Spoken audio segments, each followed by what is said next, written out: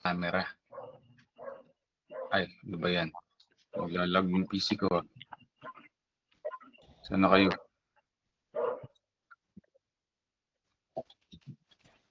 Okay. Yun. Malinaw ba yung mic? Yes, Coach. Malinaw. Okay, microphone. Ito, mas malinaw. Yan.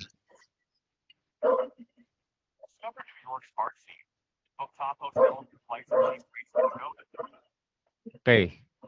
Good morning, everyone. Ilan na tayo?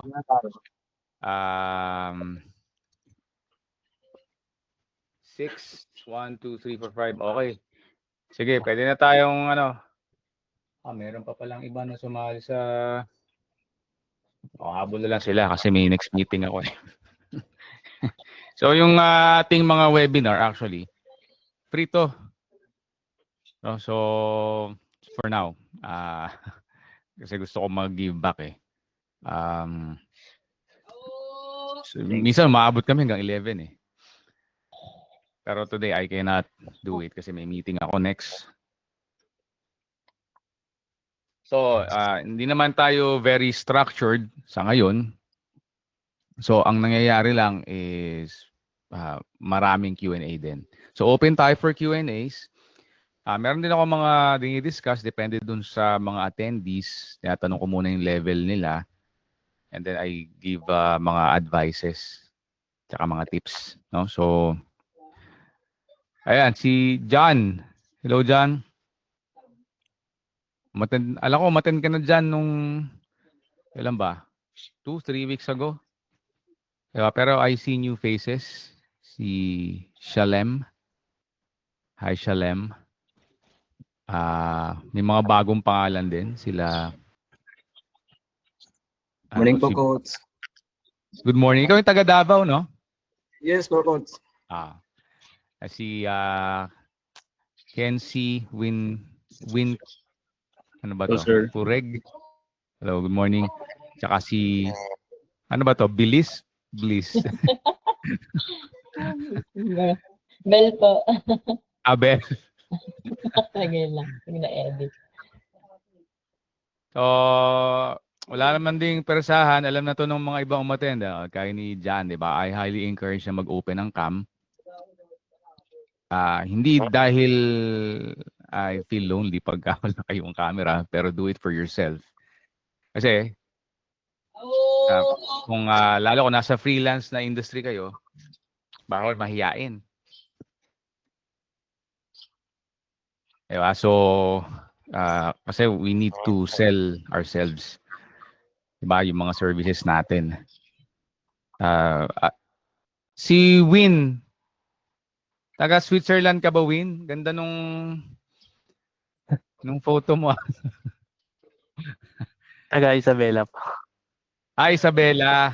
Okay. Opo. Kala ko Switzerland eh. So, sino dito yung mga nag-freelance? Meron ba? Bukod kay Jan. Huwag ka na sumagot dyan. Nag-ausap na tayo about it eh. Yes, sir. Sino dito? Yung meron ba? O anong industry? I think ako, masasabi ko, I'm starting pa lang for freelance. Started June, pero it doesn't mean na hired ako or what. Unemployed pa rin. So, it's like expanding my knowledge. Okay, yes. That's a way to go, Shalem. Si Ken. Hello sir, magandang umaga. Good morning. Sir, di bali napanood ko lang yung YouTube videos nyo. So, bago lang rin ako sa real estate, freelancing ako para additional income. So, gusto ko lang rin matutunan kung paano yung mag-run or yung proseso ng ads. Okay. Lead generation yan, specifically para sa'yo, real estate. Okay. Okay po. Okay. Sige. Si Bliss. Ano po, back into 2021 to 23. And then now, nag-start ako expand pa ng skills sa SEO and Google Ads sa build namin ng husband ko na website, gaming. So, Ah, yeah. sorry, nag-Shopee. Website na ano? Kako? Gaming news. Gaming Game news. Oh, wow. Okay. Na kayo yung mag-SEO. Gaming news, media publication. news. Yes. Okay. Okay yan. I can think of several ways to monetize it. Mhm. Monetize na kami, coach, pero hindi pa ganun kaganda yung AdSense Traffic. revenue. Ah, And ginagamit ng SEO na dapat optimize. takes time to build it eh. No? Yes. Pagka na-reach yung certain amount of impressions, pwede kayong mag-header bidding eh. Mas malaki yung bayad. Meron pang mas mataas sa header bidding eh. Pero header bidding yung next stage. Siguro yung ano nyo, yung revenue per mil mo minimum siguro times 10 pag nag-header bidding kayo. Anyways, mamaya daanan natin, no? Okay po. Ito si JC, kilala ko na to eh. Good morning, JC. Sino yung isang dito? Morning, coach. Good Sorry. morning. Yeah. Si Win. Win. Ano ba to? Erwin? Win correct lang. Okay. Tell us about yourself. Ano bang ginagawa mo? Freelancing din po. Kaka-build lang po namin ng website noon. Ako ba yung nag-build kami ng Shopify website and nag-decide po yung client ko na i-market siya through Google Ads. So, nanood po ako ng mga video niyo. Ganun. Okay. So, tinatanong ko lang, thank you tinatanong ko syempre para alam ko din yung sasabihin ko. So, I wanna gauge you. Teka, sino pa bandi ko na tanong? Okay naman na so far sa mga nandito, no? So, ayun, so mag-introduction pa ba ako? Sige. Quick lang. So, I'm Carlos Ubaldo. I've been doing freelancing and digital marketing for over 12 years. Galing ako sa engineering background before ako mag-transition to freelancing. So like many of you guys, hindi naman ako nag-start na magaling na ako or knowledgeable na ako. Lahat naman tayo, kailangan mag-start from nothing, from the first step, tapos gradually, tsaka ka lang as you continue to be consistent and disciplined, tsaka ka magtutuloy-tuloy. Diba? So, right now, nagka-clients pa rin ako. I just started actually my agency this year. Bakit ang tagal? Kasi for the longest time, meron din kaming e-com. Nauna ako mag-e-com muna. And then, we realized na, hey, since meron din ako mga anak na eh. So, I want to spend more time with them and siguro makapag-travel. And yung e-com, medyo mahirap siyang iwanan. Kasi may mga inventory and etc. So, ayun. Kaya nag-decide ako, sipin mo, no? Bago ako nag-decide, naka more than 10 years ako na mag-agency. Well, an agency naman, ano lang siya, it's freelancing pa rin, pero i-scale mo lang. You will try to either replicate yourself, get people under you that can replicate what you do, or you have some type of system automations in place para mas madaling i-replicate yung sarili mo na yung trabaho ng 10, 20, kahit mag-isa ka lang or small team like mine, kayang i-execute. Does that make sense? Kasi nasanay tayo, di ba, pag freelance, ano ba? Ano ko, $6 per hour, $8 per hour, 10, 12, 15, 20, whatever. Di ba? Pero lahat ng yon, ikaw gumagawa. Tali ka dun sa oras mo kasi wala, ikaw lang yun eh. Or pwedeng contract siya. Ano, may project basis, nakapost sa Upwork, tapusin mo to, ito yung bibigay ko sa'yo. Tama? So that's one way of doing it, lalo pagka beginner ka. Pero another way is pag lumabas ka sa freelance websites like Upwork, freelancer.com, OLJ. And that's very possible. Kasi ikaw na yung rektang kakausap sa mga business owners. Na sobrang dami ng business owners. Siguro, yung makikita nyo sa mga freelance websites, siguro mga 1-2% lang yun. O baka less pa. Kasi hindi naman lahat ng mga businesses sa US, Canada, and other English-speaking countries aware dyan. Halimbawa, kung ako contractor ako sa, say, sa US. No, I'm doing renovations, home renovations, ganyan, kitchen renovations. Hindi naman default sa akin na, ay, saan ako kukuha ng VA? Baka hindi ko pa nga alam yung VA eh. Di ba? Hindi ko alam yung Upwork na yan, yung OLJ na yan. Malay ko ba dyan? Di ba? So my point is, sobrang laki ng potential ng market and we can tap into clients kahit wala sa Upwork. Pumasok na bago.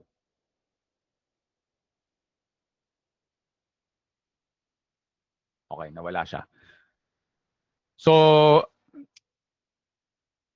ang tinatry ko lang i-point out is possible makakuha ng other clients sa Upwork o sa ibang freelance websites. At pagka ganun na, nakarekta ka na sa business owner, wala ka ng middleman kasi. So, pwede kang mag-work ng hindi per hour. Pwede kang mag-charge ng monthly retainer. Pwede rin na percentage of every sales. Okay. Pwede rin per lead. Okay. Mayroon nga tinatawag na pay per call din eh. Per call kasi yung call parang lead. Lead din yan actually. Okay. PPC din yung tawag nila pero hindi yan yung paid traffic na PPC ah. Pay per click yun. Yung pay per call, ang nangyayari dyan, may certain duration na qualified dyan. For example, depende sa niche, no? May mga niche na ang qualified sa kanila, 1 minute, merong 1.5, may 2 minutes, so on and so forth. Okay, so maraming ways to monetize yourself or your services, pero my point is everything is negotiable. Pero right now, sa point nyo, since most are beginners, I highly recommend to start building your skills, your offerings, and your portfolio. Value, sa madaling sabi. Gaano nakaka-valuable yung nandito nyo para sa mga business owners, para sa mga potential clients nyo. Kasi kung hindi pa yan masyadong valuable for them, alam niya na kung saan pupunta yung usapan. Mahirap makakuha ng direct.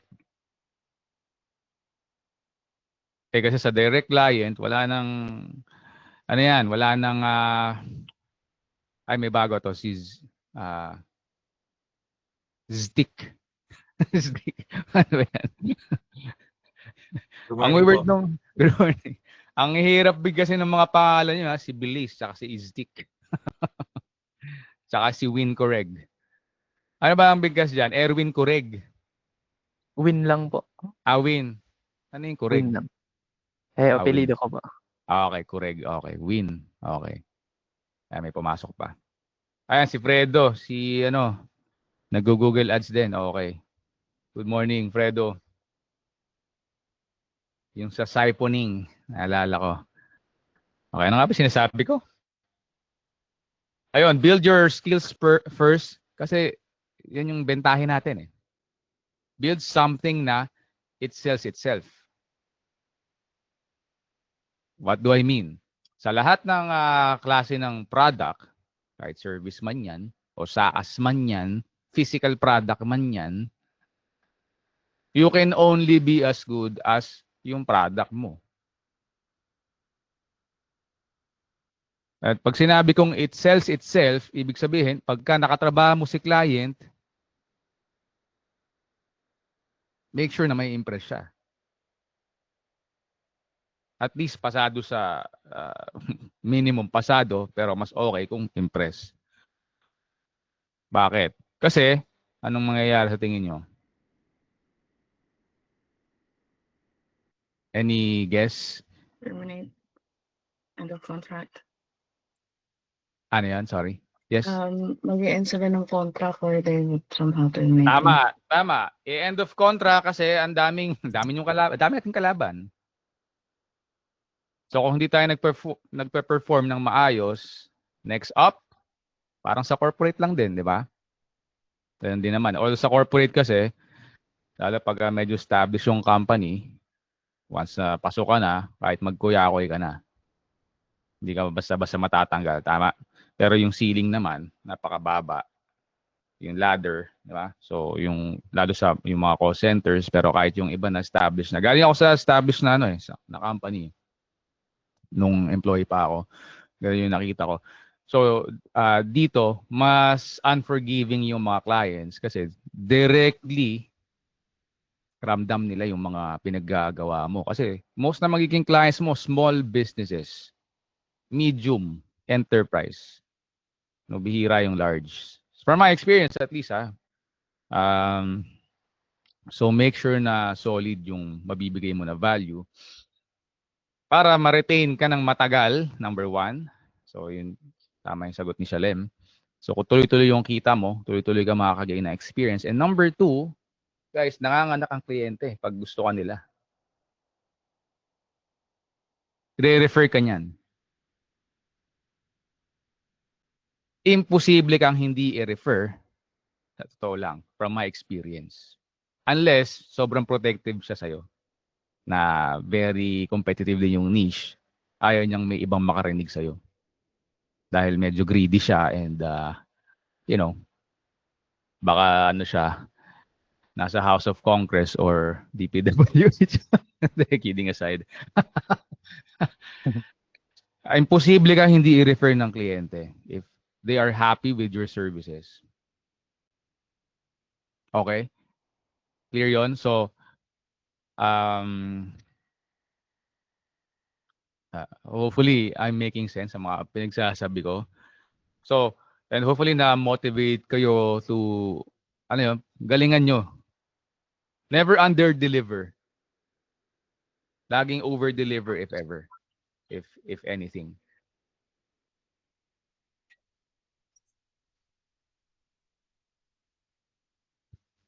So focus on building kung ano yung skills, yung niche, kung ano yung expertise na balak nyong i-offer.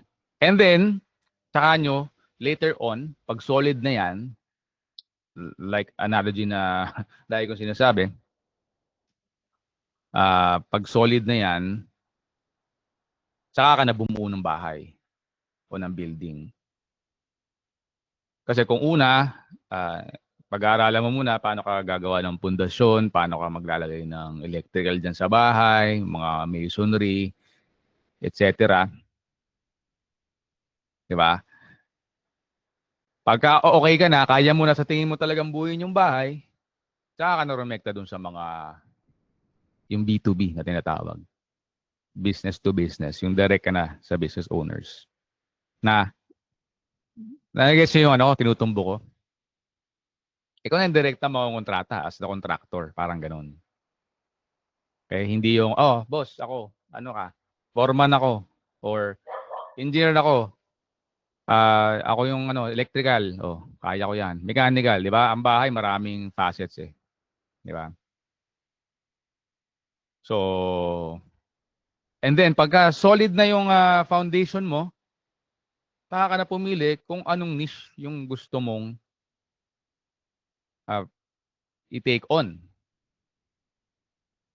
Yun na yung niche within the niche.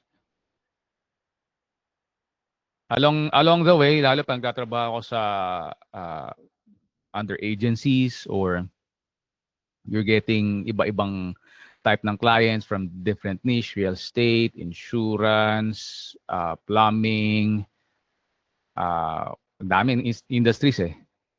'Di ba? Sobrang dami, pest control, kung ano man 'yan. Makaka-gain ka ng insights eh. Di ba? You gotta think also, halimbawa, yung client mo, how can I scale this niche? Ano ba yung mga pasikot-sikot sa niche na to? Paano ba sila nakakakuha ng clients? Magkano yung binabayad ng client sa kanila on average sa gantong service na sa akin ina-outsource? You get what I'm saying? Parang pag ako bumubuo, nag-apply ako sa construction, okay, ano ako sa ah, electrical, kunyari, di ba? Pero makakasama mo dun yung iba, yung mga gumagawa ng haligi, gumagawa ng iba-ibang facets ng bahay, pintura, interior design, di ba? You observe. O yung may-ari, paano siya nakakakuha ng kliyente?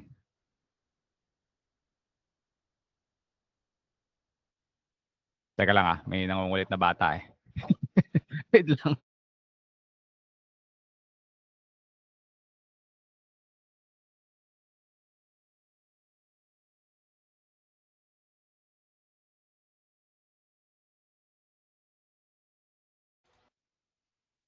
Sorry.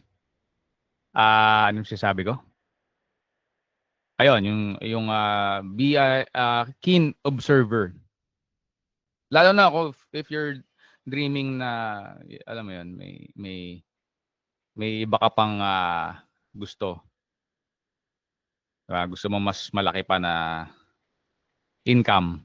Wala ring masama syempre kung talagang love na love mo yung isang aspect lang eh. Gusto ko lang under ako na ganito, binibigyan lang ako ng work. Nothing wrong with that. Okay? Kung saan ka masaya, walang suportahan ta ka. Walang basagan ng trip. Walang mali dun eh, di ba? May mga ganung tao. Pero if you're dreaming na ikaw mismo yung eventually magiging contractor, ikaw yung re-rekta sa kliyente, kailangan you have to be good at actually you have to be good at everything na ginagawa mo. Make sense so far yung pinagsasabi ko? Lalo sa mga natin, bago pa lang sa freelance. Okay? So mamaya, pwede kayong magtanong ha. And feel free to interrupt din, okay lang. So yung next nun, pagka okay na, ano pang kailangan ng isang freelancer? Negotiation skills.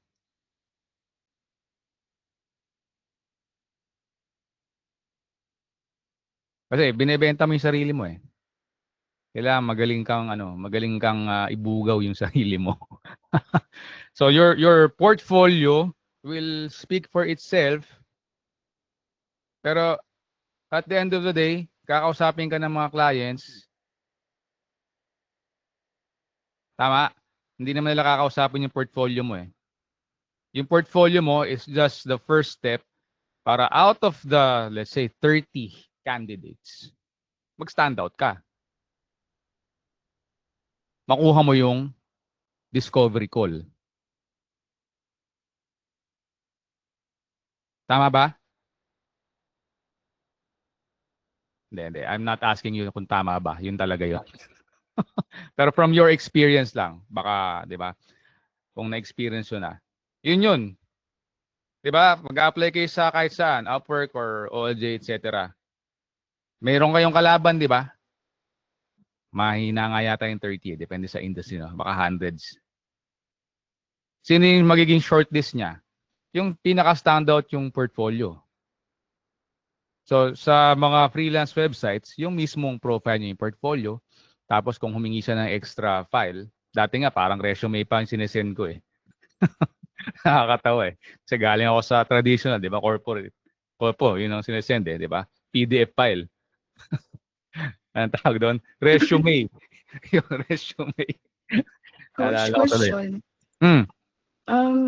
Sa pagkakaalam ko, when it comes to the portfolio, they would ask for like a sample patungkol dun sa ginagawa mo. Anong may a-advise mo sa lalong-lalo na sa bago? In which wala naman talagang maibibigay na sample. Okay, good question. Sige, sagutin natin yan. Wait lang guys .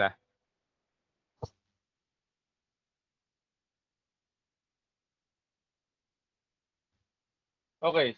Since marami kang kalaban, medyo tagilid ka talaga. Actually, hindi lang medyo. Talagang tagilid ka doon sa may sample work. So, ito yung ways para magawa yan. Kailangan mo talaga mag-create ng portfolio. No other way around it.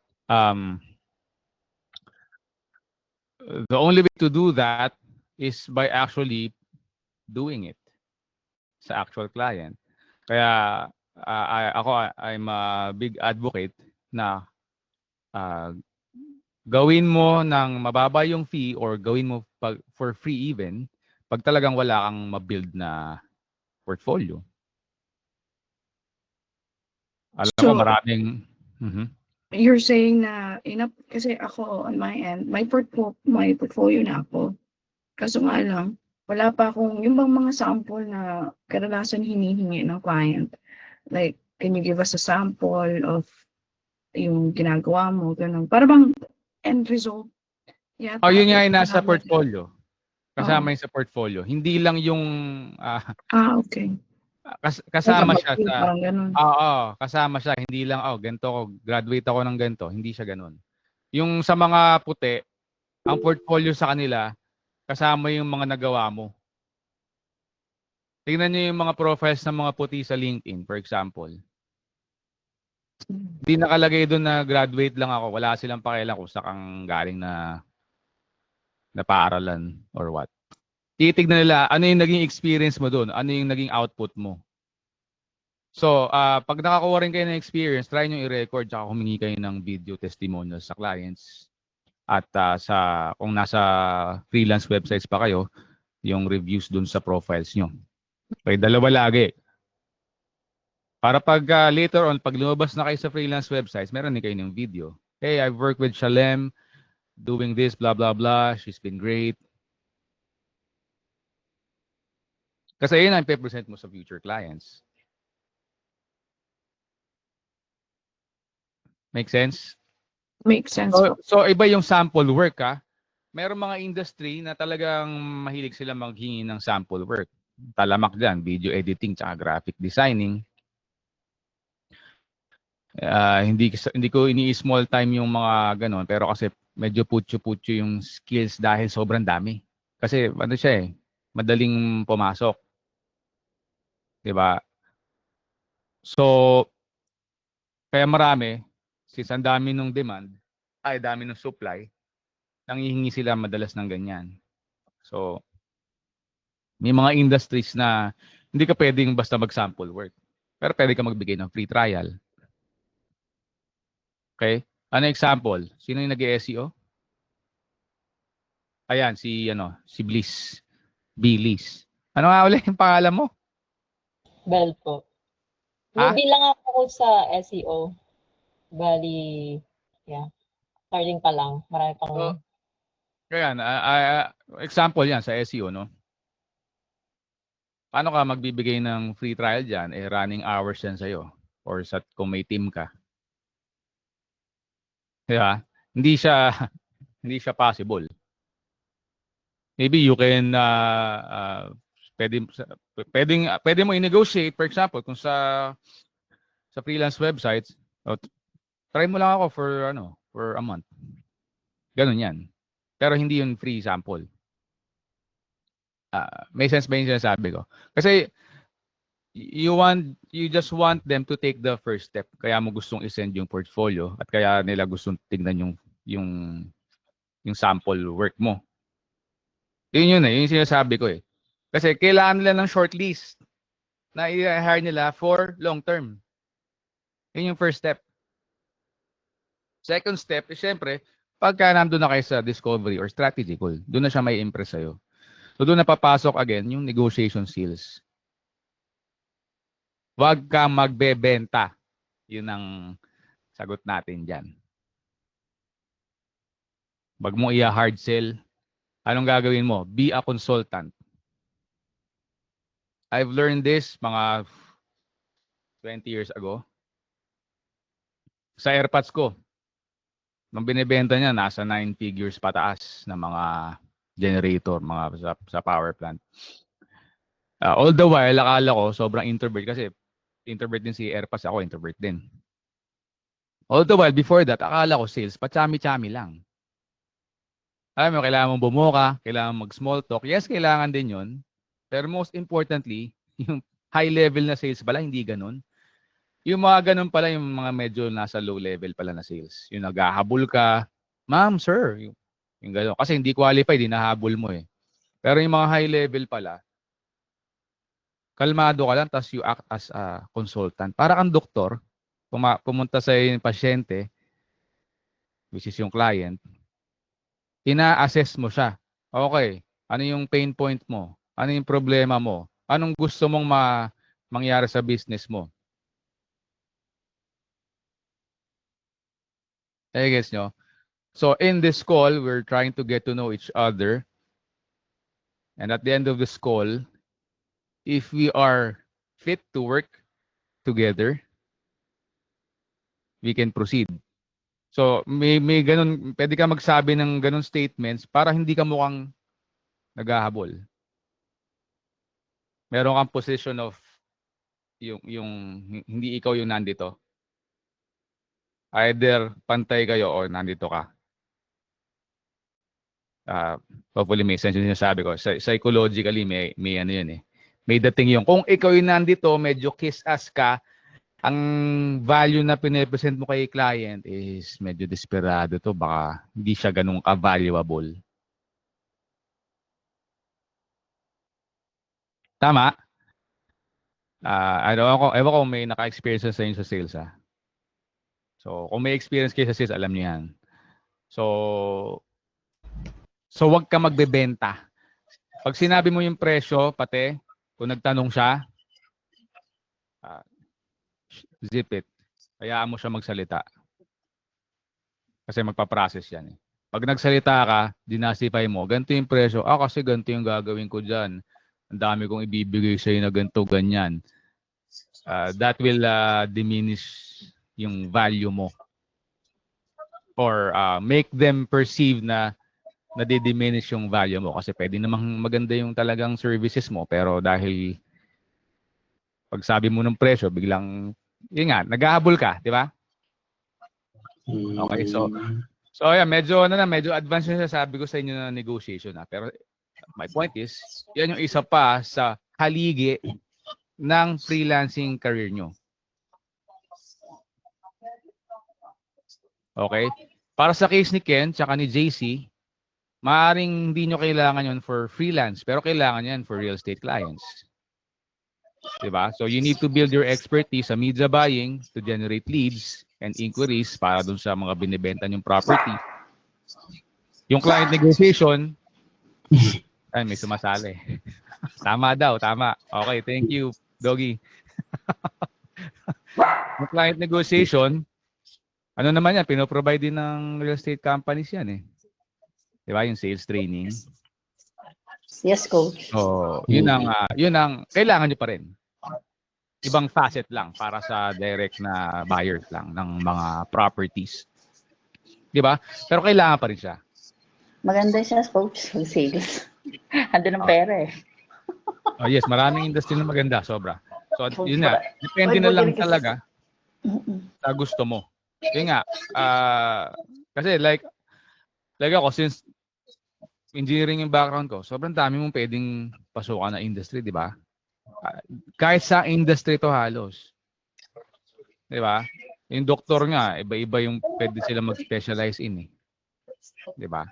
So, yun yung pinapoint out ko. So, ayun, make sure na de-develop nyo rin yun. Kasi looking forward kayo to something in the future na, oy, ako yung, di ba, pwede akong rumekta eventually. Basta maging solid na yung, tingin mo, kaya mo nang bumuo ng bahay, pwede na rumekta. Sa SEO, tingin mo, kung nagka-client ka, for example, Bliss. Ano nga first name mo? Bell. Nagka-client ka, diba, after 2-3 years mo dyan, makakumpiyansa ka na dahil nakikita mo na yung pinagagawa nyo eh. Lalo kung iniikot mo yung pinagagawa lang sa on-page, off-page, diba? Matanong ka sa mga kliyente. Diba? Paano ba ginagawa yan? Tapos aaralin mo yun, siyempre. Tapos nakikita mo, we're ranking clients na ganito, left and right sa mga ganitong niche. Kaya ko yan. Kaya ko na yan. Pwede na akong rumekta. Rektahin ko na to. Bakit? Pag rumekta ka, sa'yo lahat ng bayad. Halimbawa, ang single nila per client, $2,000 a month. Okay? Ang bigay sa'yo, $6 per hour. Example, per client, per hour yun. Ang hahawakan mo, hindi lang isang clients, iba-iba.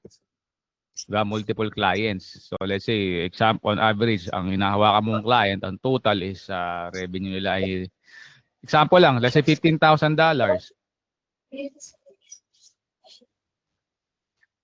So, pag kaya mo ibigay kung ano na yung ginagawa nila, pwede ka rumekta. Singilin mo ng kalahati.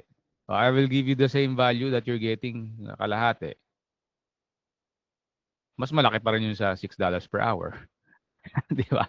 Although, syempre, wag naman nating agawin yung business kasi baka meron kayong mga non-disclosure agreement and etc. Di ba? Pero you get what I'm trying to say. I hope. Huwag lang maingay sa company, sir. Huwag lang maingay sa company. Huwag lang maingay sa company. Kung halimbawa gusto mo i-undergrad yung client, huwag lang maingay sa company. Kaso kasi medyo pwede ka maging unethical kung may pinirmahan ka na, alam mo yun, non-disclosure. I don't recommend it pagka ganun. Yung ethical way naman. Diba? So, kasi ikaw din pwedeng mapatrouble dyan. Kung pumirma ka tapos nakita nila, pwede kang demanda. So, ayun, sa case ni Win, 'di ba? E-com 'yan. Sa tingin mo, pag nakita mo kung paano siya ginagawa at later on after a year or two or a few years, no? Naging kumpiyansa ka kasi ikaw yung gumagawa eh. Sige, siyempre magkakakumpiyansa ka, tama mali. 'Di ba? Unless na lang kung kuya-kuy ka diyan o alam mo 'yon, hindi ka na nag-iisip. Parang ano ko na lang, parang data entry lang ginagawa ko kung sabihin ni client, di ba? Hindi mo na pinapagana yung utak mo. Pero pag nakatuto ka dyan, di ba? Oy, after namin gawin to, yung revenue niya, nag $1 million in a year, o every year, or lalo kung every month. Di ba that builds confidence sa'yo na okay, ganun lang pala yun. The easiest way to build confidence is to be competent.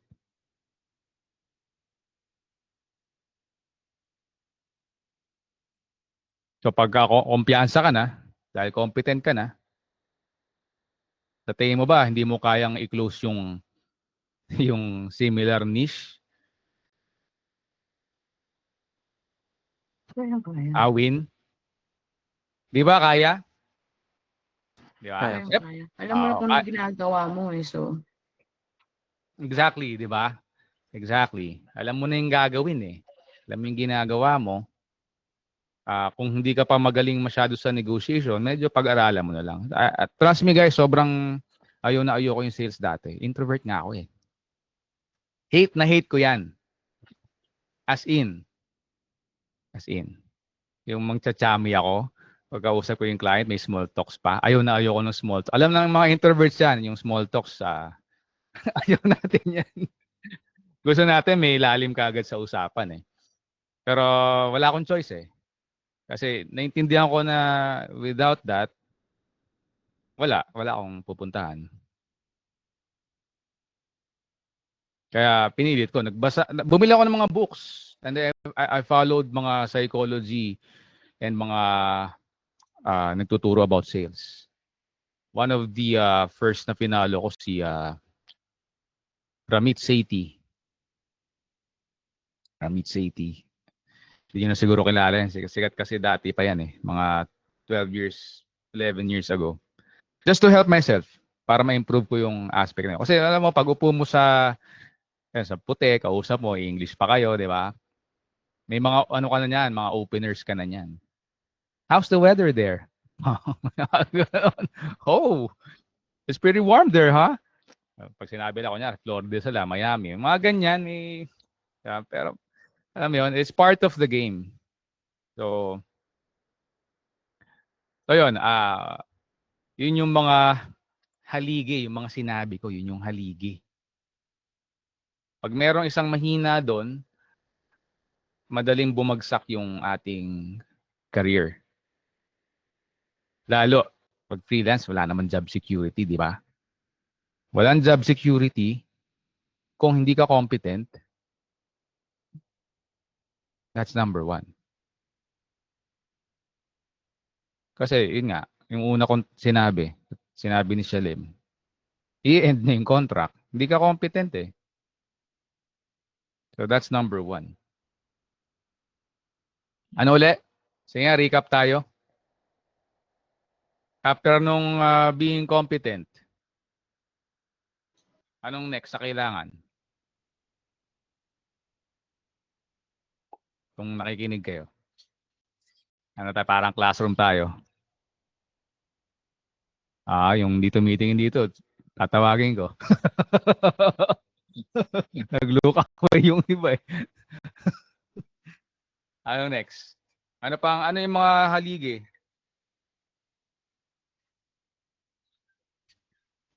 Yung knowledge mo, syempre. Yes. Yun, under competence yun. Tama. SOP. Ha? OP. Ano yun? Out of So, place? parang sa community. Parang community din. Na pag-discovery ko na kay client.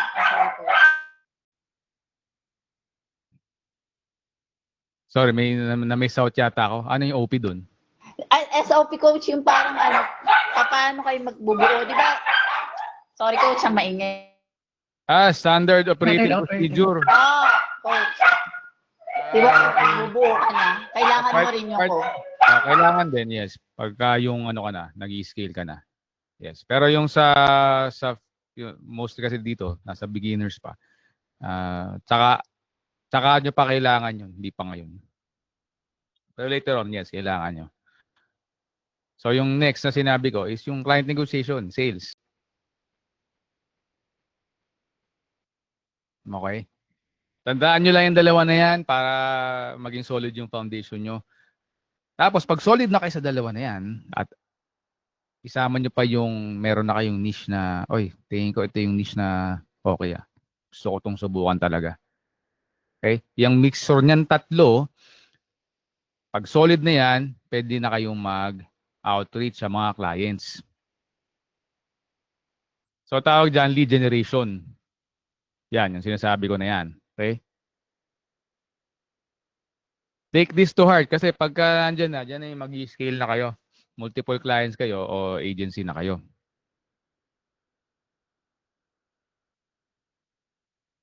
Paano ka mag-reach mag-outreach sa clients? Maraming means. Pero ang prerequisite niyan, kailangan solid yung sinabi ko sa iyo na una. Bakit? Pwedeng sobrang galing mo sa sales, 10 out of 10 ka sa sales. Pero yung skills mo, 5 out of 10, makuklose mo si client pero hindi mo siya mariretain. Make sense? Magkakasubukan lang kayo. Sige, 3 months lang. Ayaw na retain. Walang value. Walang naging impact sa business ko.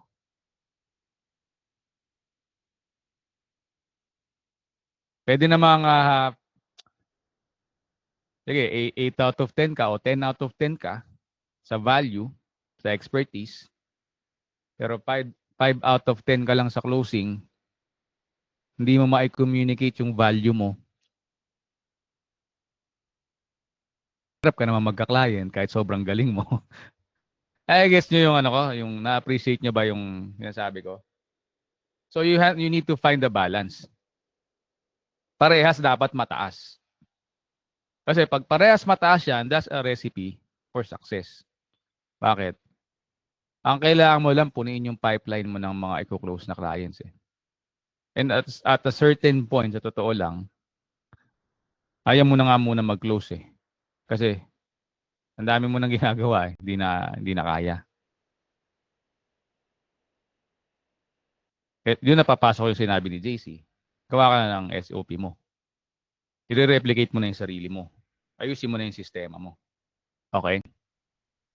Balik tayo saan tayo kukuha ng clients. Pwedeng mag-cold email, pwedeng LinkedIn outreach. Pwedeng gumawa ng content Ads. around our expertise. Yes, pwede rin mag-ads. Tama. Sino nagsabi nun? May. Ha? Ako pa. Ayun, tama. Good. Very good. Yun. Although yung ads, I recommend, kailangan, siyempre, bago ka mag-ads, meron kang pang-ads. So, pero yes, tama. So, sa LinkedIn kasi, you can do it for free. Start ka ng free. Yun yung, kung i-rate natin sila sa pinaka-konti yung investment. Sige. Monetary lang ha. LinkedIn, tapos cold email, tapos organic social media, talking about your expertise dun sa niche mo. Tapos panghuli yung ads. Any guess kung bakit talking about your expertise mo sa social media? Pili ka lang kahit isang platform. Kung bakit siya naging paano? Hindi ko ma-connect. Paano ko magkaka-client dun? Some of the clients are also like on the watch sa social media. Yun. So Tama. once you post, hindi na ikaw mismo yung mag-reach sa kanila, but Yes, it's gonna be exactly. them. Thank you, Shalem. Ayun. Exactly. Yun. So tingin ko ba, pagka nagturo ka about SEO, please, ang makikinig dyan, manonood sa mga videos mo is random people na walang interest sa SEO. Definitely not, di ba? Lalo na if you teach about the niche. Halimbawa, how to rank your websites if you are a 3-service. Oh, di ba? You're a 3-service contractor. That's hyper-specific. You may not get millions of views. You only need a couple of hundreds and close a few clients. Mas daig mo pa yung kikitain nung nag-millions of views.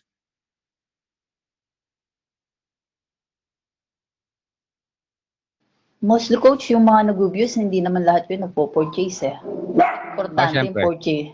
Yun naman ang importante dun eh. Mo naman views, wala ka naman purchase. Tama, exactly. Ayun na nga. So, kasi may binibenta ka eh. Hindi ka naman nagre-rely sa YouTube AdSense eh. O dun sa sponsorship eh. Diba? Ibang business model yun eh. Pero kung yun nga, may service ka, yun, doon ka magre-rely. Diba? So, hopefully I'm making sense. Let me know kung baka masyadong advanced yung tinuturo ko. Baka konti lang sa inyo nakaka-appreciate eh. Si Salem nagigets eh. So very good. Pero let me know I can medyo dial down. Okay, kasi parang gusto ko kasi magkaroon kayo ng parang overview, parang bird's eye view. Kasi kung hindi natin alam yung pupuntahan natin, ang hirap gumalaw. Hindi ka sure sa mga steps na iti-take mo. Tama ba? Ang daming doubts. May ganyan eh. Kaya gusto ko magkaroon, ito sinasabi ko yung from my experience, para sure ka sa mga steps na iti-take mo with conviction throughout the day. Am I making sense? Kasi baka iniisip mo, no? Ano bang next na gagawin ko? Paano ba ako magkaka-client? Paano ko ba mare-retain yung client? Research ka. That will take time. Pag nag-research ka, yun yung ginawa ko dati. Hindi naman uso yung mga mentors nun eh. Ang mga mentors lang nun, sa Pilipinas may dalawa lang. Yung isa puro beginner lang. Yung Hilario, taga Laguna.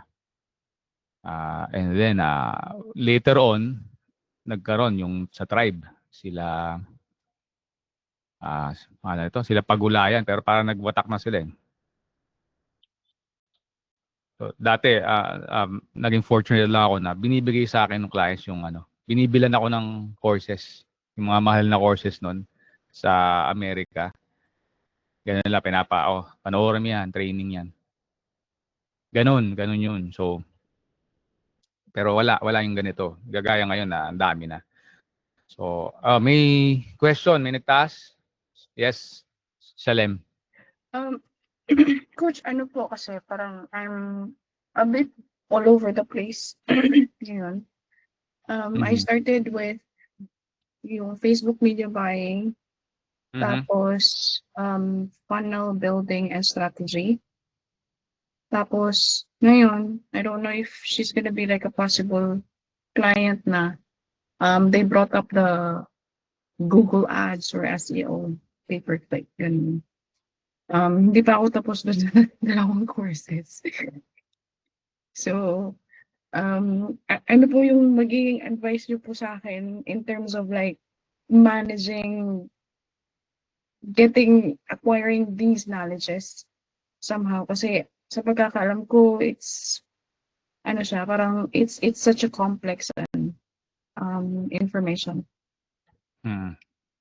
Absolutely. Teka, vape lang ako. Tubig lang to.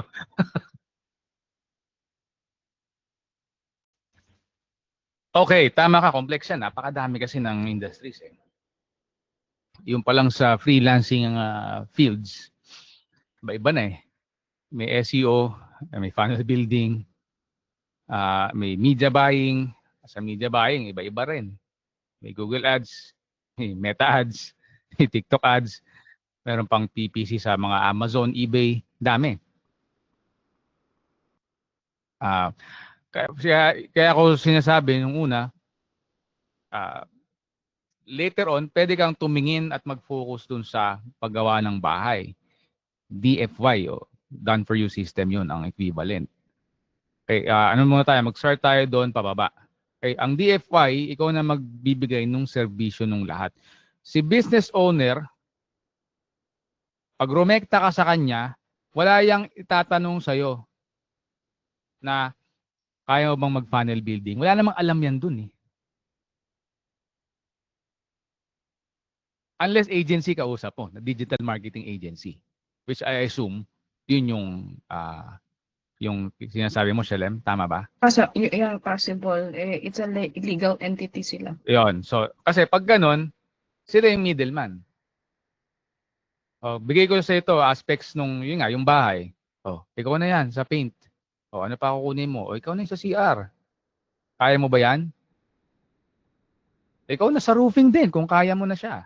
Guess nyo? Pero maaaring ang ino-offer nila is yung DFY, yung buong bahay. Ako nang bahala dyan. Wala ka nang gagawin. Ang client, guys, pag direct ka na, ang gusto niyan, pag nag-usap kayo, kailan matatapos yan? Ganito gusto kong design. So pag DFY, naka-ready na lahat, pag natapos, mag-move in ka na lang. May sense ba? So in freelancing terms, halimbawa, 3 service ako, example bigay kayo ng ibang example, pwede rin. So 3 service, kausap mo. Meron akong mga locations, multiple states ako, o kaya sa buong Dallas, buong Texas pala. Dallas pala is city lang, no? Buong state. Multiple locations ako. Tingin mo, anong tatanong niyan sa'yo? Marunong ka ba mag-funnel building? Hindi ganun, di ba? O kaya, sabihin niya, may alam ka ba sa SEO? Lahat ng ginagawa natin na yan, yung mga phases ng digital marketing na yan, is what? Para makakuha sila ng... Yes, JC? Coach, tapusin mo muna. Para makakuha sila ng leads at makaklose sila na mas marami. Diba? Kung e-com yan, mas marami sila makuha na sales. Guess nyo? So, para makabuild ng bahay na mag-move in na lang sila. So, ayan, explain ko muna yan kasi para makapag-begin tayo with the end in mind. yung thinking natin, Shalem. So, saan ba tayo mag-i-start? Kung ako ay nasa posisyon mo, kasi wala namang right or ano eh, sa mga options na sinabi mo, wala namang mali na kahit anong simulan mo doon. Pero you gotta start with one, be very good at one skill na lalo yung sought after. Kasi magiging bread and butter mo muna yan. Bakit? Hindi ka pa naman marunong mag-build ng buong bahay. 'Di ba? So you need to feed yourself. You need to pay the bills. 'Di ba? So start with one na may maganda na yung demand. Galingan mo. And while you're at it, may extra work ka. Saan? Halimbawa, kinuha mo, puro roofing sa bahay. Again, binabalik ko sa analogy kasi na familiar lahat eh. 'Di ba? Oh, kinuha mo, puro roofing lang ako. Pero on my free time, pinag-aaral ako paano sila nag-interior design. Interesado ako dun ah. O, paano nila ginagawa yung mga electrical, mga mechanical, plumbing, etc. On your extra time.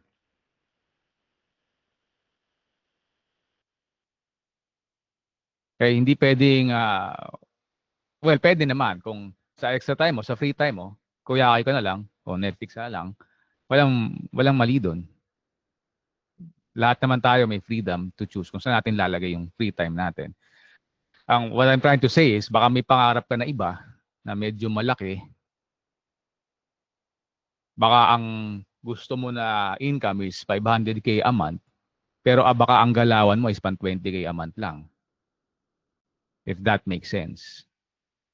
Yung expectations versus reality mo, hindi tugma. So kung medyo may pangarap ka na iba, to build the house para sa mga kliyente, so mag-DFY, yung ginagawa mo throughout the day, dapat nag-a-align dun. So you have to do the extra work. So yung mga sinasabi ko sa inyo, dinaanan ko lahat yan. I don't want to sound hypocrite. After nung shift ko, aral yan. Mag-aaral ako. Kahit nung engineer pa ako, after nung work ko, kahit nga during work basta bakante, alam ng mga ano yan, bago ako umalis ng company, alam nila yan, nakikita nila. Iba na yung focus ko. Babasa ako ng libro or may binabasa ako sa laptop about saan, yung gusto kong gawin. Kahit nung bago pala ako sa freelance, alam mo yung pagod ka na. Kasi kailangan Ang Netflix ko sa dulo na yan. Pag di na lang ako makatulog, alam mo yun, may magyayaya na lang sa akin na, oy, nood mo, tapos makakatulugan ko na. Siya yung list sa priority ko. Make sense?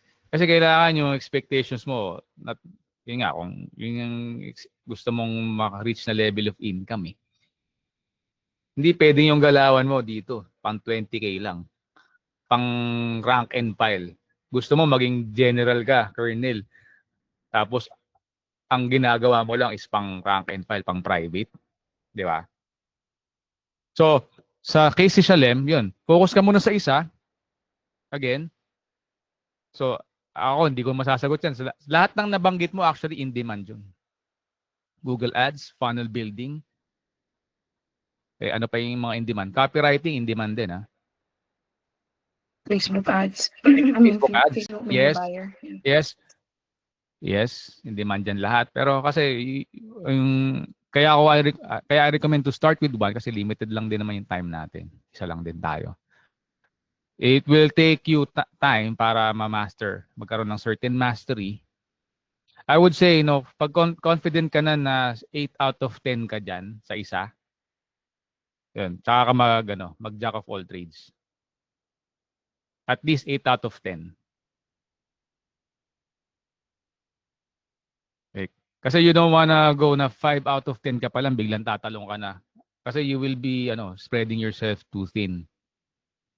Yun nga, hindi ka magkakaresulta for the clients pag sobrang namang di ba? 5 out of 10 lang parang wala siya magiging masyadong direct impact sa business So pag pinagsama-sama mo lahat yan, yung aspects na yan, Shalem, DFY yan eh. Yan na yung bahay, di ba? Yun yun. So, ayun, kung yun ang advice ko sa'yo. Hopefully, may clarity kahit papaano. May follow-up question ka? Wala po. Yun lang. Yun lang. Okay. Ikaw, At least JC. Parang clear na. Okay. Ikaw, JC. Coach, since we have, natakal mo yung about sa pagtatayo ng bahay. Ito kasi meron akong tinatawag na panel map 2. Kumbaga, ito yung road na sinabi ko before na kung paano yung daloy ng sales funnel. Ibig sabihin, doon mo makikita kung ano pa yung mga kulang ni client na pwede mong rin i-offer na service.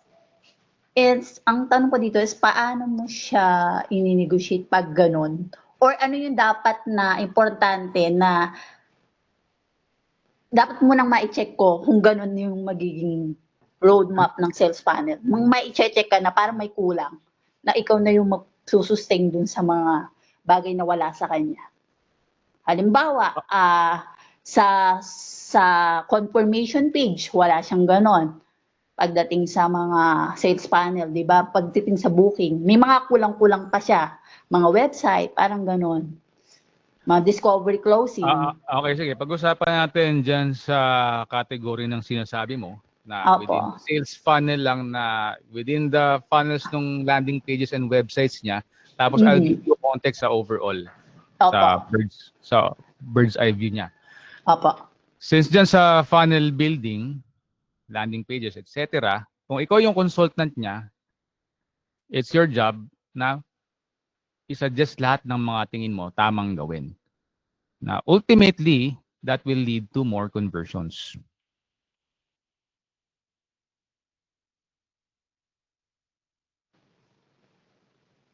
Yun lang yun. Okay po. So kung sa tingin mo, ganito, ganyan, dahil mo nakikita, ilista mo. Present mo sa kanya. Okay. Present mo sa mga bosses. Sa Okay. may-ari nung kung sino mang, kung kanyari, agency ka nag-work, present mo dun sa yung kung kanina ka nag-answer to, and then baka tawagin ka, ipapresent sa'yo dun sa kliyente mismo. Coach, mas maganda tong i-offer sa business owner na, no? Kasi pag agency, hindi iba-iba naman kayo. Di ba sabi nyo nga iba-iba pa kayo, DIY pa yon pag agency. So, hindi ko siya maipoprovide kasi parang roadmap na siya na talagang as in sales panel ng client. The whole process. Sa business owner ba ito yung... Provide naman. Depende sa'yo. Okay. Asa sa'yo na yan. Kanino ba gusto i-provide yan? Sa akin Yun muna. yun. Ikaw lang makakasagot nun. Diba? Sige, coach. Bumingil ako ng idea. Kasi kung sinabi ko sa'yo, hindi, provide mo sa direct. Hindi, mas gusto mo sa agency eh. Diba? Matter of preference din. Okay. So maganda rin pala siyang proposal. Okay. Okay din, siyempre, kung nakadirekta ka, mas pwede kang, wala ka ng middleman. Pero siyempre, salo mo lahat ng accountability and responsibility. Mahirap. Kung hindi ka pa ganong, yung foundation na sinasabi ko, hindi pa solid sa'yo, you will crumble. Pero as a beginner coach, pwede rin ba yung i-offer? As a beginner kasi ang ganda nung cycle Mag-offer niya. kang, Yung ganong kaya mo ba road. magtayo ng bahay kung ang kaya mo lang gawin di CR? Hindi. Ayun, okay. Yun na yung sagot. Okay, sige po. Just clarification. And clarification lang coach sa Google Ads din. Kailan ka pwedeng mag-stop ng isang campaign? Lalo na kapag win-win yun. Hanggang kailan lang siya pwedeng parang i-sustain ng pag-run niya bago ka magpalit ulit ng panibagong campaign? Isa pa yun sa gusto kong maitanong pala. Saan yan? Google Meta?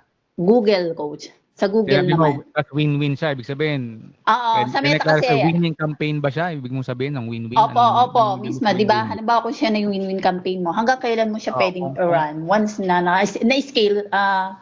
Di hanggang winning siya. Ganun po. Ganun pa rin ang ano niya. Hanggang winning. Yes. Ba't mo patitigilin kung winning campaign siya? Saka ilan percent ang pwedeng mag-scales mo kada campaign na panalo, na win na campaign? Kada isa. Scale in Ilang terms percent? of budget? Ilang 20% max per day sa Meta. 20% din pala. Same Pag din pala Meta, ng pag Google Ads, wala Kasi- namang limit. Ang limit mo lang dyan is yung search volume. search volume. Okay, got it. Tanong ko lang, coach. Thank you po sa Kasi pwede mong clarity. isagad dyan sa maximum yung budget, malilimitahan ka na lang nung search volume kasi may limit yun every month eh. Diba? Search volume. Okay, sige. Diyan sa Google Ads, tama po ba yung sinabi niya Google? Okay. Yes. Search volume pala yung ano nyo. Yun ang kaibahan niya kay Meta. Yes. Okay, so ibigay ko yung isa pang overview nung sa sinabi mo. Paano yung ma-cross-sell and upsell mo. Kasi pag dyan sa funnel building, wala ka masyadong ma-cross-sell at upsell dyan kasi nandun ka lang sa paggawa ng CR eh. Ano yung cross-sell mo dun? Gusto mo, lagyan natin ng Christmas lights yung CR nyo. That's one. Gusto nyo, lagay tayong TV sa CR. Diba? Parang very limited yung options mo pag nandun ka lang sa isang niche. Pero pag DFI na, or marami ka ng services, kahit di DFI, like si Shalem, for example, umukay ka na sa funnel building, tapos kaya mo rin mag-drive ng traffic na high converting traffic. Okay. Nag-start lang kayo sa funnel building, pero na-impress si client sa'yo, ngayon, nakita mo yung opportunity, pwede mo nang i-cross-sell or upsell yung media buying. Diba? Apo. And yung overview pa niyan, you can only do that pag may tiwala na si client sa'yo. Meaning, paano siya magkakatiwala sa'yo? Balik tayo sa foundation, yung haligi. Based on the outcome. Yes, exactly. Doon babalik yun. Yung sinabi ko na foundation sa inyo, there's no way around it. Hindi mo pwedeng dayain. If you cheat it, guguho yung bahay. Yun lang yun. Pag gumuho yung bahay, di wala kang client, balik ka na lang sa corpo. Ano lang, real talk. Yun talaga siya eh. Diba? Isipin mo, lagay mo yung sarili mo sa posisyon ng business owner. Wala kang choice eh. Kailangan mong i-cut kasi walang impact sa'yo eh. Hindi tumataas yung sales mo. Clear? Yes, Hopefully coach. that's clear. Okay. Fredo. Yes. Yes po, Coach. Good morning sa lahat. Actually, parang nasagot na rin partly ni Coach yung itatanong ko sana. Kasi actually, mas advantage sa akin na naka-attend ako ngayon kasi na-uplift yung pinanghinaan na kasi ako ng loob na magtuloy sa ginagawa ko ngayon. Ay, bakit? Kasi parang walang result doon sa client and then nanghinaya ako doon sa ginagastos nila kasi siyempre mga small time lang din naman sila. Ayun, paano ba i-handle, Coach, yung yung parang although may client ako ngayon talaga na B2B kasi yung ko, tarang direct ako sa client. The problem is hindi ko makita kung yun na nga yung foundation na sinasabi niyo po na parang siguro yung sa skill ko ngayon out of 10 siguro mga 6 or 5.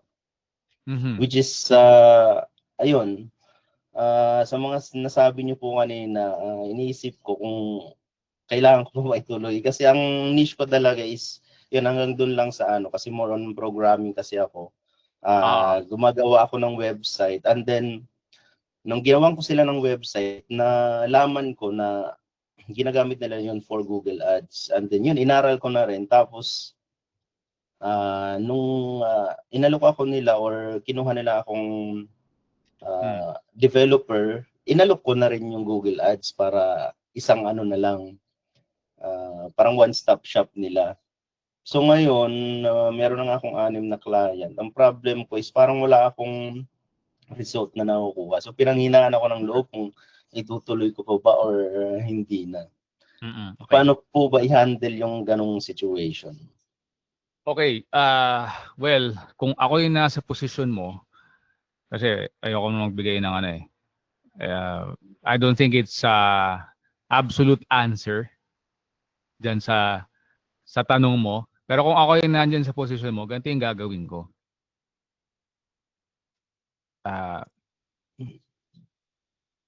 Yung una kong client, I will make sure na kaya kong i-replicate yung success sa rest of clients.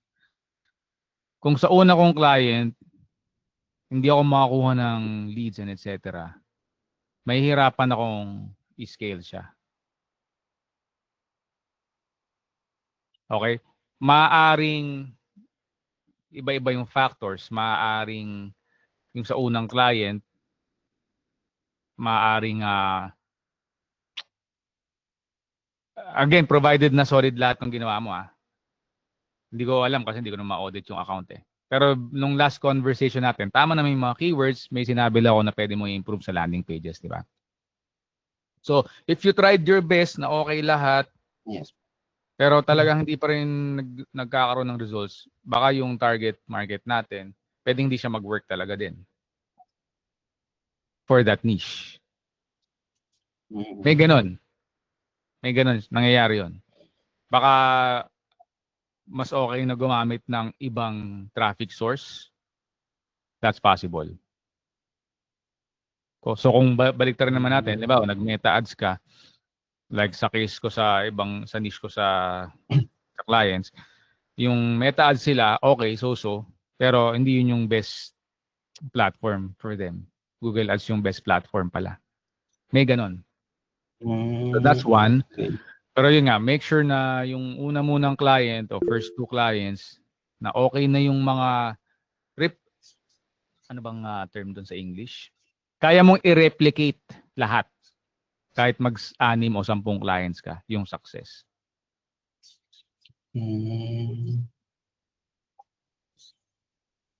Kumusta ba yung sa una mong client?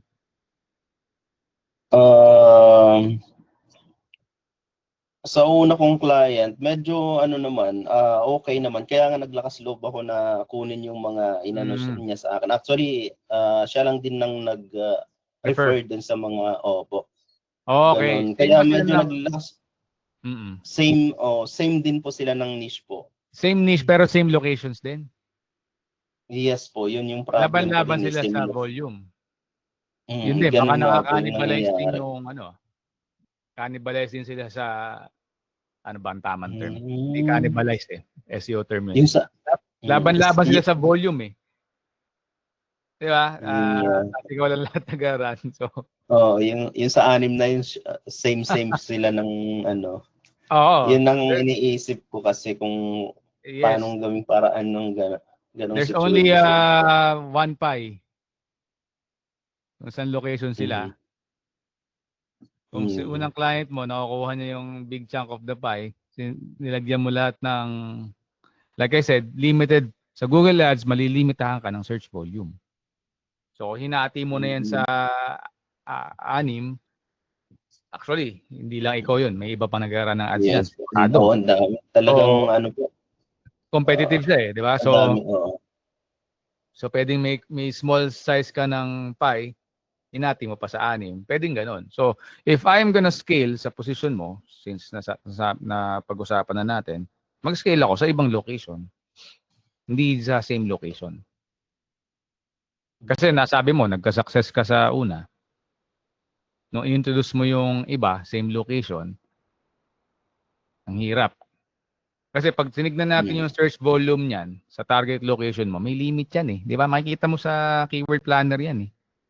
Yes. Diba? Ayun, baka nandun, I think nandun yung sagot sa tanong mo. Bakit tayo magkaresulta ng iba? Kasi laban-laban sila eh. So kung ako, scale ako dyan, kung nasa Cavite ka, doon naman ako sa Metro Manila, doon naman ako sa Laguna, doon ako sa Batangas, sa Davao, sa kung saan man, other than your current location. Okay? Sige po. Okay. Sige, Coach. Thank You're you welcome. po. Shalem, ikaw ulit. Ken, wala ka bang tanong? Sige, before ko sagutin si ano. Okay lang? Sige. Okay lang po. Sige, si Shalem muna. Sorry. Okay. Since you mentioned about the ano po, yung patungkol sa if it works on Meta. I mean, if it works, if it doesn't work sa Meta Ads, yung campaign mo, baka it would work sa sa Google Ads. So, on your experience mo, like for anong like industry yung kadalasan hindi nag-work sa Meta Ads but works in Google Ads? Great question. I'd love to answer that kung alam ko lang, pero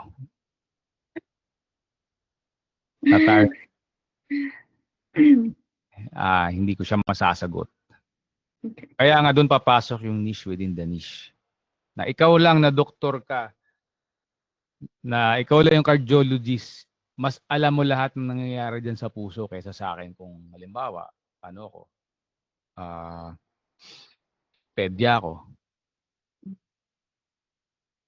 Di ba? Got it. Ganun siya. Mm. Kasi may intertwined yung specialty mo sa Meta Ads, Google Ads, or whatever dun sa niche na yung market. So maraming mga nuances doon na doon lang mangyayari. Question. Sige. So since you work with Google Ads and then Meta Ads, alin sa dalawa yung pinaka, shall I say, a bit easier when it comes to analyzing? Meta Ads mas madali. Really? Nice. Yes.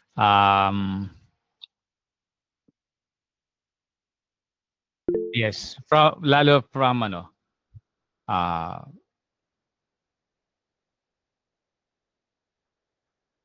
lalo pag sa sa level nyo, mas madali Meta Ads. Thank you po. Welcome. May nagtaas ng kamay ba kanina? Sino yun? Okay. Habol question lang. We have, by the way, 12 minutes. Okay. Hindi, coach, ang high ticket ba, mas maganda ba siya sa Google Ads? Yung talagang high ticket na, yung magiging, halimbawa katulad ko real estate, mas maganda ba i-market siya sa Google Ads kaysa kay Meta? What do you think, coach? Or pag high ticket na po? Kasi mostly, alam ko lang, medyo, mostly nakikita ko kasi puro mga e-commerce, yung sa Meta Ads.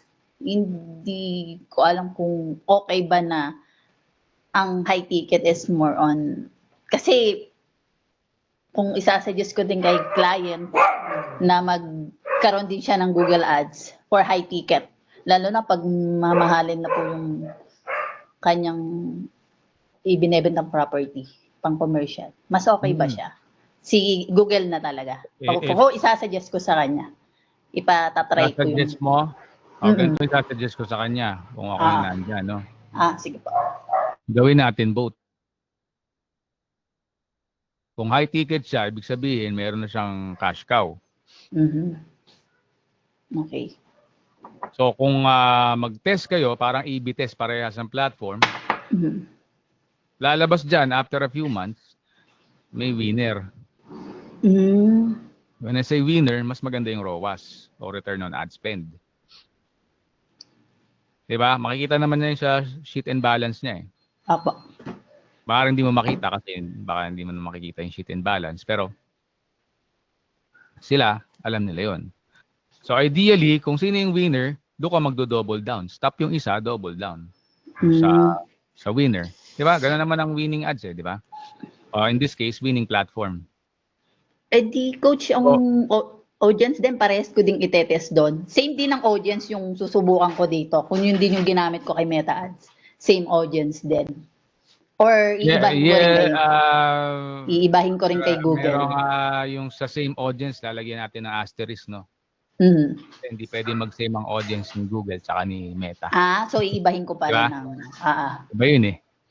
Una-una, ibang platform eh. Okay, so I will answer that with asterisk. Okay. So pero in terms of keywords, kayo lang makakaalam yan dun sa target niya kasi pag sa Google Ads. By keywords ang targeting ni Google Ads eh. Sa Meta naman kasi, by interest at saka pwede kang mag-band, broad audience, no targeting. Yung si Meta mag-optimize base dun sa creatives mo. So medyo Okay. technical na siya pag pinag-usapan natin. Okay. Pero yun ang marirecommend ko. I would say, no, kung nag-test kayo ng both platforms tapos may naging winner pero yan. Naging winner na isa pero not bad naman yung ROAS din ng isang platform. Halimbawa, winning sa'yo si Facebook pero not bad yung performance ni Google Ads. Tuloy nyo parehas. Ba't mo i-start bagay na hindi naman sira? Okay. Sige po. Kumikita si client mo at the end of the day. So part of client rapport is i-check mo siya. Kumusta yung resulta? Maganda ba yung balik sa'yo? Ilan ba yung na-close mo? Part ng client relationships yun. Kung media buyer ka. Hindi Saka, pwedeng hindi ka na makikialam doon na bahala ka na dyan. Basta nag-run ako ng ads.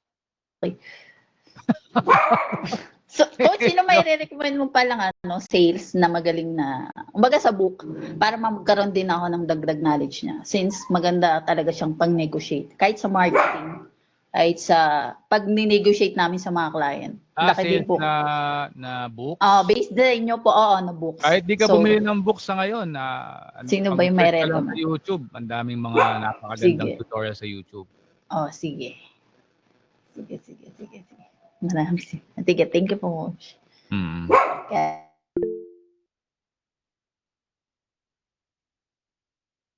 Okay, Fredo.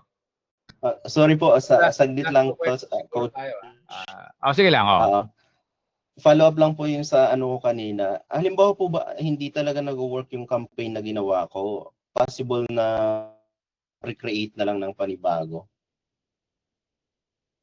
Recreate mo? New campaign po. Sa Google Ads yan? Google Ads, yes po, Google Ads. Kung wala ka namang any policy violation or eligibility issues, no need to replicate. Kasi pares lang mangyayari kung na-replicate mo. Okay. Kasi pag na-replicate mo siya, pares lang sa lahat ng nakalagay, landing pages, your ad copies, what difference would it make? Wala. Okay. Kasi ang gagalawin mo dyan, imbes na i-replicate mo, yung mga ad copies, yung mga ad group. Yes. Yes, yung mga theme ng ad group, di ba? Tinuturo ko yan search mo yung YouTube ko, yung yes po. sinasabi, ang tawag ko sa kanya, integral components. Kasi may chain reaction dyan pag may isa na mahina. Magre-reflect yun sa scores mo, sa ad relevance, sa quality score, sa landing page relevance. Nakikita mo yan, di ba, sa mga yung columns. Yes po. So tignan mo isa muna, isa-isa. Ano ba yung mahina na aspect? Meron dun score, di ba? Highly, Yes, yun, nakalagay. Alam mo yan, di ba? So, yun yung muna yung try mong palakasin. Yun yung gawin mo instead na i-duplicate yung campaign. Okay. Okay, sige po. Clear po. Thank you so much. Welcome. John Vincent. Yes? Coach, halos same lang din doon kay Fredo. Yung sa akin kasi, Coach, meron ako bagong launch na campaign ngayon grant din siya. Magto 2 weeks na yata. Pero wala pa rin nakukuha ng impression. Need ko na ba change ng ad copies? Or 2 weeks pa lang siya, Coach, Same din ang sagot ko. Kung 2 weeks na, ilang clicks na, tsaka impressions? Wala pa nga, Coach. Wala pang impression Wala impressions, ibig sabihin, tanong muna ako ulit kasi ang hirap kasi hindi ko naman nakikita yung account, diba? So, unang-una, may search volume ba sa tinarget mo na keywords? Meron naman, Coach, yung mga keywords. Ilan every month? On average, yung nakalagay dun sa ad group mo, ilan yung pag pinagsama-sama yung keywords? 10 to 100, Coach. 10 to 100. 10 to 100. Pag 10 to 100, ibig sabihin, ang ginagamit mo dyan is yung range lang ni Keyword Planner. Kasi nung tinignan mo siya, naka-free account ka. Oo. Okay? Ang 10 to 100, pagka nasa paid account ka na, maaring 10 lang. Gets? Kasi pag free account ka, ang bibigay lang sa'yo range. 10 to 100, 100 to 1,000, 1,000 to kung nakatry na kayo ng free So yun, hindi siya accurate data sa madaling sabi. Like I Kasi said, coach, pag malaking volume, masyadong mahal eh. pero pwede ka naman mag-set ng daily budget as the limit Okay. 'Di ba? Tsaka yun, eto para hindi ka kabahan kung masyadong mahal, kaya nga doon papasok, ewan ko kung naka-attend ka nung in-explain ko yan, no? Kung kabisado mo kasi yung niche, alam mo rin yung kikitain ng kliyente mo 'Di ba? You can talk their language, ika nga. Halimbawa, sinabi ni JC, paano kung high ticket? Ibig sabihin, I'm assuming kung high ticket, nasa million o nasa hundreds of thousands ang isang sale. 'Di ba? Ngayon matatakot ka ngayon sa mahal ang clicks ganito ganyan, pero like for example, no. To lalo kung nag-handle ka sa Amerika o Canada, ang mahal talaga nung baka mamaya nag-run ka ng campaign, nako kinakabahan ka, bakit? Ang mahal nung cost. Magkano? Ang isang lead $200. Parang nakakatakot 'yun, 'di ba? Tapos ikaw accountable sa campaign. Tama, kakabahan ka ba? Hindi. Expect ko, lang, $10 Pwedeng ganon. Pero yung pala, ang closing niya, for example, is 20% on average. Ibig sabihin, makagastos ka ng $1,000 at least for one closed deal. Example lang to Ito yung mga dapat tinitignan nyo rin, no? Para dun sa niche na gusto nyong gawin, pagservisyohan. Excuse me.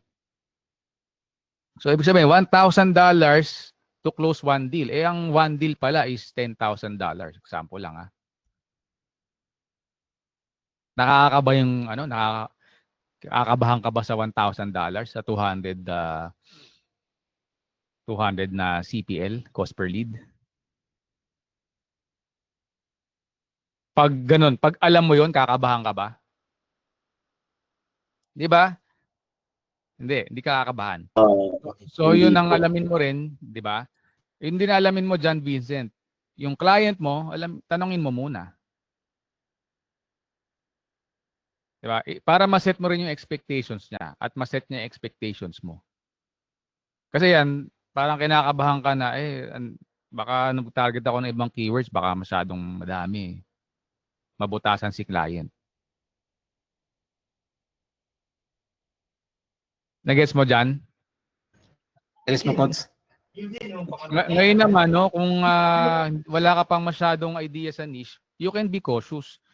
Basta alam mo yung keyword, yung intent behind the keyword, tingin mo, money keyword siya kung tawagin, pwede ka naman mag-set ng daily budget. Para cautious. Kasi kahit ngayon, pag nag-start ako ng campaigns, with caution pa rin. Kasi ayoko mag-overspend siya na hindi pala yun yung tamang keywords. So, the best na gawin mo ngayon, coach, is pag-a-add na lang muna ng keywords para makagain ako ng mas impression. Yung may volume. Yung sigurado ka. Kung nag-run ka na, papakita niyan sa yung data. Kung nag-running siyang ads mo, papakita niya yung mas totoong data, hindi yung range lang. Okay. Sige po. Okay. Thank you. You're welcome. So yun guys, thank you for attending 10:30 na. Meron kasi akong meeting na sunod. Much appreciated and Coach, kailan ang training? Wala ka bang Coach, kailan ang opening? Oo, lagi kayo nagtatanong, no? Sobrang na-busy na naman ako. Basta ayoko na muna mag-promise kasi ang hirap Diba? Gusto ko i-priority ko, pero yung alam mo na, ang hirap naman pag tinigil ko yung trabaho ko sa iba, yung ginagawa ko, 'di ba? Yung walang business sense sa akin, let's put it that way. Pero basta mag-a-announce ako pag watch out lang sa Telegram tsaka sa Facebook. Pero priority syempre nasa Telegram. Siguro siguro last 5 minutes bigay lang ako ng value kay Ken kasi parang walang nakuha si Ken yata masyado. So sa real estate, okay naman. Opo, medyo nagigets ko naman po yung mga terminologies, ideas, pero okay, mas nice. okay rin po kung mas may matututunan pa ako sa 5 minutes na ibibigay niyo po. Sige, okay. Kala ko Okay. ayaw mo na eh. End ko na sana ako. Sige sir, sige po. So, sa Bago lang case sa mo, sales sir eh. sa case mo kasi, no, kung nagbebenta ka, ang daming kumikita na ahente ngayon using Facebook ads lang. Kasi mas madali nga siya kaysa i-Google ads mo pa. Sigurado na makakabenta ka. Basta alam mo kung paano i-set up. So, mag-target ka dun sa, ano bang binibenta mo? Ano sir eh, binigyan muna ako ng project ngayon, yung condo eh. Condo saan? Yun sa Pasig. Ang condo medyo mahirap na ngayon, to be honest. Oo nga po eh. Dati nakapagbenta ako niyan ng nag-real estate din ako saglit eh. Pero ngayon kasi dahil na may surplus tayo ng condo eh. Hindi na siya masyadong attractive. Okay, nakita ko rin yan kaya umalis ako. Sabi ko magse-surplus. Nakabenta ako ng noon, siguro 5 months lang, siguro mga 40 million sa SMDC. Pero hindi ako yun talaga nagbebenta. Okay, nabenta ko galing sa leads. Kasi ayoko magbenta na. Ako lang na-generate ng leads. Pero yun, kung condo ka ngayon, mas mahirap. Possible pa rin, pero mas mahirap. Yes po. Meron naman So, sir, mga maliliit na lupa, ganun. Yan, mas malakas yan kung sa mga, lalo kung mga, kunyari, Tanay, Tagaytay, yes po. mga farm lots, mas okay yan. Pero alam mo, kung ayaw mong gumastos ng ads, masterin mo yung marketplace, yung listings doon.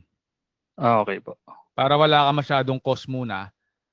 And then, pagka nakakuha ka ng cash flow doon from marketplace, kasi daming tumitingin dyan eh. Parang, yan eh. Search, parang listings yan na free. Yun nga sir, wala pa ang budget. Hindi mo kailangan ng budget. Tama, di ba? So, kung wala ka pang budget, marketplace ka muna. Master mo muna kung paano ka gagaling sa marketplace. Let's say, paano ka gagaling, SEO optimize yung marketplace listings mo. Ano po, sir? SEO optimize. Search engine SEO. Optimized. Para sa Facebook.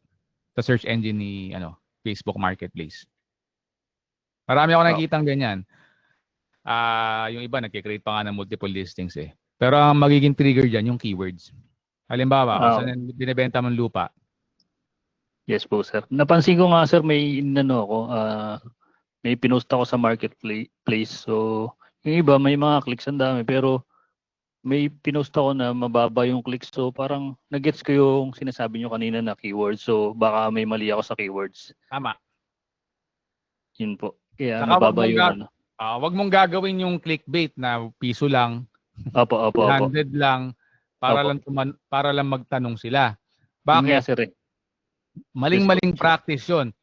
Kasi magtatanong nga sila, ang dami doon sa magtatanong naman sa'yo, unqualified. Yes po. Kasi ipe-pressure mo sila sa sales, may inis sa'yo yun. Tapos yung mga gumagawa nun, hindi ganun ka-valuable pa yung oras nila. Kasi willing silang magsayang ng oras para